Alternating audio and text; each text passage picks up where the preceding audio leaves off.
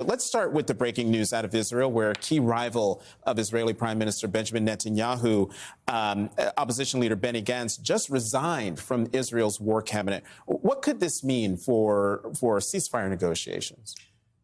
I hope it puts more pressure on Netanyahu to agree to his own government's proposal for a ceasefire agreement that President Biden has been championing. I think the loss of Gantz really fractures unity in Israel at a time where it desperately needs it. But I do think it's going to put, and I hope it does, political pressure on Netanyahu to end the fighting and the killing and come to an agreement so the hostages can be released and civilians can try to restore their lives. Hundreds of Palestinians were killed in the raid that rescued those 4 Israeli hostages yesterday. How might that impact ceasefire negotiations? Well, I think the initial response, obviously, in Israel is joy and celebration at the release of 4 hostages who've been there for 8 months in the tender loving mercies of Hamas. That is to be celebrated. But the loss of life incurred in doing that is something that I think is horrifying, and I would hope that the Israeli military and the Israeli government take a moment of reflection about the high costs of their operations generally in Gaza. And one more question on Israel before we turn to domestic issues. There's also talk of opening up another front in the north to deal with Hezbollah and Lebanon. Would that be a wise thing for Israel to do? I'm not a military advisor, but I think Israel has its hands full right now with the operations in Gaza and the occupation of the West Bank to open up really a third front on the Lebanese border with Hezbollah, I think would really tax the Israeli military in ways that, go back to rivaling, say, the war of 1973. And I hope it can be avoided.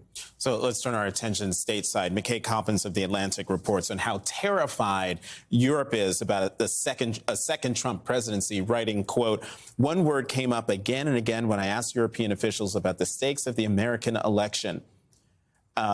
Existential." But here's what Senator Tom Cotton had to say about ending the current war on European soil in Ukraine. Watch this.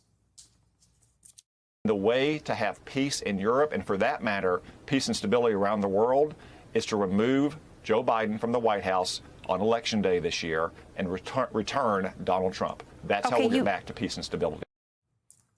Congressman, why shouldn't Europeans be afraid with comments like that? They should be, and they are.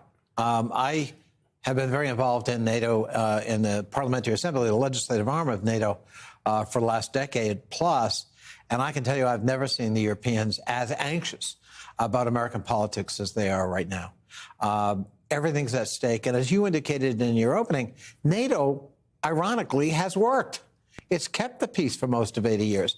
It's the one thing Putin respects. He will not cross the NATO border because of Article 5 that says an attack on one is an attack on all of us, and we mean it. And he's respected that. He's respected nothing else in this war but that. So to actually call into question the viability and the utility and the efficacy of NATO when it's working and we've got a war going on is really reckless. And I don't think any European is going to turn to Tom Cotton for advice as we go forward. And we should point out that Article 5 has been invoked only once in NATO's history, and that was to protect the United States after the terrorist attacks of 9/11. That's right. Meanwhile, far-right parties made significant gains in European parliamentary elections today, so much so that French President Macron announced today that he would dissolve the nation's parliament and call for snap elections. And this is significant because his current term does not end until 2027. Are the far-right forces gaining record support in Europe as much a threat as a Trump 2.0 in Washington? I think there's a lot of variety among what is generically called the right in Europe. And, the right in Italy is very different than the right in Germany and Austria and on and on. Obviously, it's alarming to see these kinds of far-right parties make gains in European elections.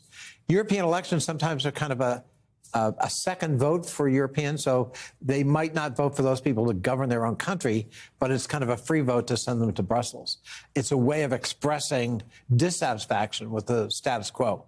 Obviously, it reflects deep concern about the immigration issue in Europe, and we have to take note of that and respect that as a potent issue going forward.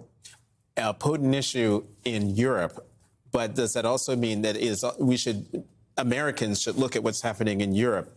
American officials look at what's happening in Europe and take heed. Yes, we can't afford to ignore what's happening in Europe. It doesn't necessarily mean that exactly that will happen here, but it doesn't mean nothing. It's resonating with voters, and we've got to take cognizance of that. Jerry Connolly of Virginia, member of the House Foreign Affairs Committee and senior member of the House Oversight Committee. As always, thank you very much Thanks, Jonathan, for coming to the Sunday show.